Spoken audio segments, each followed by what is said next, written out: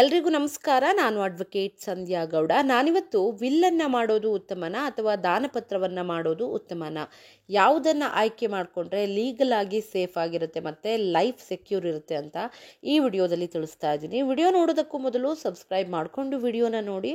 ನನ್ನ ಹೊಸ ವಿಡಿಯೋಸ್ ಬಂದಾಗ ನೋಟಿಫಿಕೇಷನ್ ಬರುತ್ತೆ.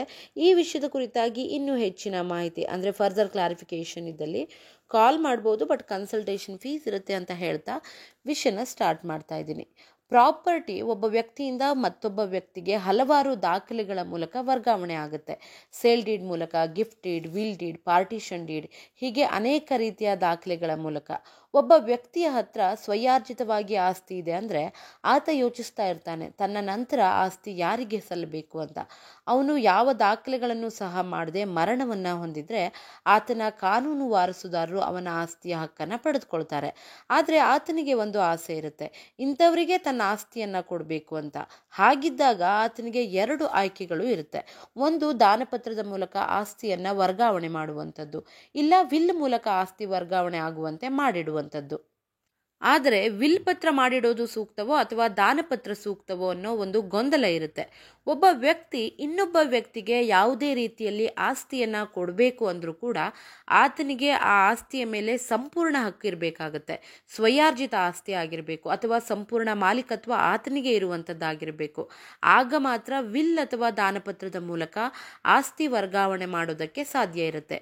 ಎರಡರಲ್ಲಿ ಯಾವುದು ಸೂಕ್ತ ಅನ್ನೋದನ್ನು ಆಯ್ದುಕೊಳ್ಳೋದಾದರೆ ಒಂದಿಷ್ಟು ಅಂಶಗಳನ್ನು ನೀವು ಪರಿಗಣಿಸಬೇಕಾಗತ್ತೆ. ದಾನಪತ್ರವನ್ನೇ ಆಗಲಿ ಅಥವಾ ವಿಲ್ ಡೀಡನ್ನೇ ಆಗಲಿ, ಎರಡನ್ನೂ ಕೂಡ ಫ್ಯಾಮಿಲಿ ಮೆಂಬರ್ಸ್ಗೂ ಮಾಡ್ಬೋದು ಅಥವಾ ಫ್ಯಾಮಿಲಿಯ ಹೊರಗಿನವರಿಗೆ ಅಂದರೆ ಫ್ಯಾಮಿಲಿ ಮೆಂಬರ್ಸ್ ಅಲ್ಲದೆ ಇದ್ದವರಿಗೂ ಕೂಡ ಮಾಡ್ಬೋದು. ಆದರೆ ನೆನಪಿರಲಿ, ಫ್ಯಾಮಿಲಿ ಒಳಗಿನವರಿಗೆ ಅಂದರೆ ಫ್ಯಾಮಿಲಿ ಮೆಂಬರ್ಸ್ಗೆ ನೀವು ದಾನಪತ್ರದ ಮೂಲಕ ಆಸ್ತಿಯನ್ನು ವರ್ಗಾವಣೆ ಮಾಡಿದಾಗ ನಿಮಗೆ ಸ್ಟ್ಯಾಂಪ್ ಡ್ಯೂಟಿ ತುಂಬಾ ಕಡಿಮೆ ಬರುತ್ತೆ.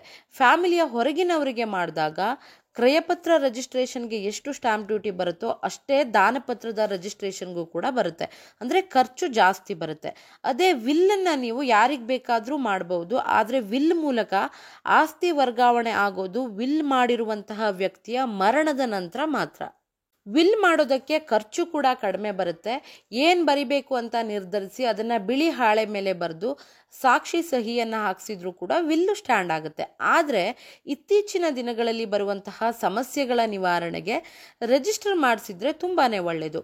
ಒಂದು ಆಸ್ತಿಯನ್ನು ತೀರಾ ಕಡಿಮೆ ಖರ್ಚಿನಲ್ಲಿ ವರ್ಗಾವಣೆ ಮಾಡಬೇಕು ಅಂದರೆ ವಿಲ್ಲನ್ನು ಮಾಡಿಸೋದು ತುಂಬಾ ಸೂಕ್ತ.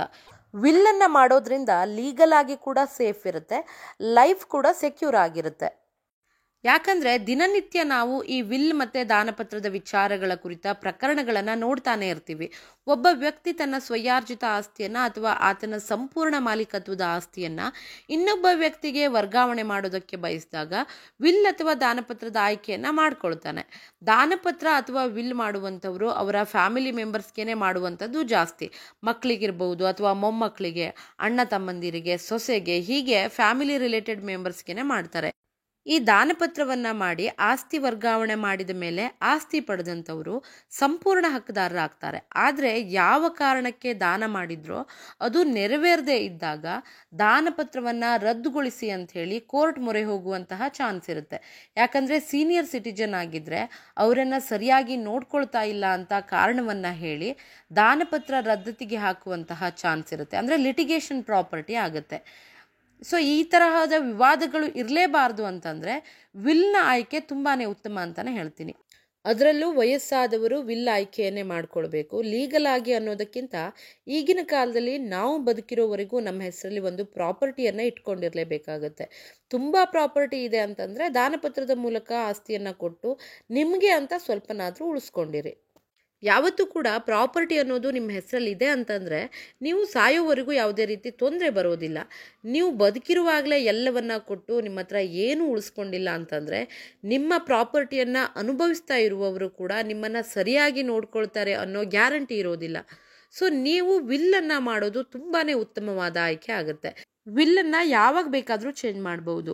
10 ವಿಲ್ ಬೇಕಾದರೂ ಬರೀರಿ. ಲಾಸ್ಟ್ ನೀವು ಯಾವ ವಿಲ್ಲನ್ನು ಮಾಡಿರ್ತೀರೋ ಅದೇ ವ್ಯಾಲಿಡ್ ಅಂತ ಆಗುತ್ತೆ. ಈಗೀಗ ಹೊಸತರನಾದ ವ್ಯವಹಾರ ಸ್ಟಾರ್ಟ್ ಆಗೋಗಿದೆ.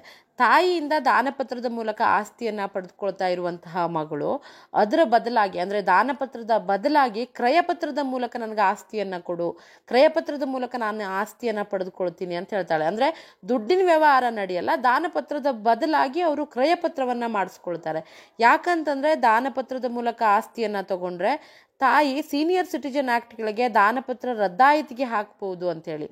ಸೊ ತಂದೆ ಆಗಲಿ ತಾಯಿ ಆಗಲಿ ಅಥವಾ ಯಾವುದೇ ವ್ಯಕ್ತಿ ಆಗಿರಲಿ ಆಸ್ತಿ ವರ್ಗಾವಣೆ ಮಾಡ್ತೀರಾ ಅಂದರೆ ನಿಮಗೆ ಅಂತ ಆಸ್ತಿಯನ್ನು ಉಳಿಸ್ಕೊಂಡು ಹೆಚ್ಚಿಗೆ ಇರುವಂತಹ ಆಸ್ತಿಯನ್ನು ದಾನ ಮಾಡಿ.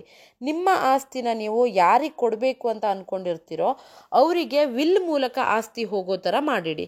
ವಿಲ್ ರಿಜಿಸ್ಟರ್ ಮಾಡಿಸಿ, ವಿಲ್ ರಿಜಿಸ್ಟರ್ ಆದಮೇಲೆ ವಿಡಿಯೋವನ್ನು ಮಾಡಿಡಿ. ಹೀಗೆಲ್ಲ ಮಾಡೋದ್ರಿಂದ ನೀವು ಯಾರಿಗೆ ಆಸ್ತಿ ಕೊಡಬೇಕು ಅಂದ್ಕೊಂಡಿರ್ತೀರೋ ಅವರಿಗೆ ಸಂಪೂರ್ಣವಾಗಿ ನಿಮ್ಮ ಮರಣದ ನಂತರ ಆಸ್ತಿ ಹೋಗುತ್ತೆ. ಬಟ್ ಬದುಕಿದ್ದಾಗಲೇ ಎಲ್ಲವನ್ನ ಕೊಟ್ಟು ನೀವು ಖಾಲಿ ಕೈಯಲ್ಲಿ ಇರಬೇಡಿ ಅಂತ ಕಿವಿ ಮಾತನ್ನು ಹೇಳ್ತಾ ವಿಷಯನ ಇಲ್ಲಿಗೆ ಮುಗಿಸ್ತಾ ಇದ್ದೀನಿ. ವಿಡಿಯೋ ಇಷ್ಟ ಆಗಿದ್ರೆ ಲೈಕ್ ಮಾಡಿ, ಶೇರ್ ಮಾಡಿ ಮತ್ತು ಸಬ್ಸ್ಕ್ರೈಬ್ ಮಾಡೋದನ್ನು ಖಂಡಿತ ಮರಿಬೇಡಿ. Thank you so much.